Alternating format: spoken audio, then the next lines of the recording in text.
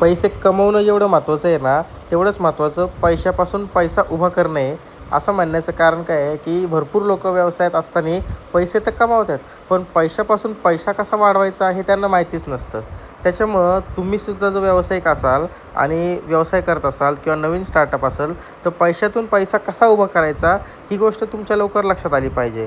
एक उदाहरण द्यायचं म्हणलं तर आता तुमचा एक छोटासा व्यवसाय असेल, त्या व्यवसायामध्ये तुमची जेवढी कमाई होती तेवढी तर पुरत नाही, कारण की भरपूर जणांना कर्ज, खर्च या गोष्टी असतात. पण तरीसुद्धा आपण अंदाज असा पकडायचा, की आपण दिवसाला ₹100 बाजूला ठेवलेत.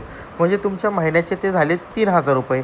तर ते ₹3000 तुम्ही कुठंतरी बँकेत म्हणा किंवा तुमच्या गल्ल्यात म्हणा किंवा तुमचा पिगी बँक घ्या एखादा, काही करा. पण ₹3000 तुम्ही ती अमाऊंट सेपरेट ठेवा.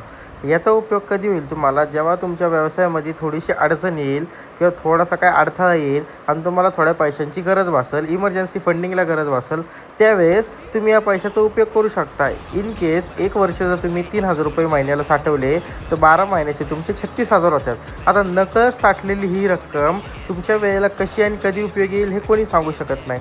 उदाहरणार्थ, आत्ता गॅसचा प्रॉब्लेम असल्यावर ज्यांना ज्यांना शेगडी घ्यावी लागली, पैशाची शेगडी वापरावी लागली किंवा अजून काही मटेरियल आणावं लागलं, त्या मटेरियलचा उपयोग जर छोटी आपण अशी सेविंग करून जर ही अमाऊंट ठेवली, त्यातनं झाला असता. म्हणजे काय झालं, की पैशापासून पैसा उभा झाला. तर ही एक छोटीशी गोष्ट मला सांगू वाटली, तर प्लीज जमलं तुम्हाला तर ही गोष्ट फॉलो करा. कारण की पैशापासून पैसा हा निर्माण केला तर पैसा टिकतो आणि पैसा येत राहतो.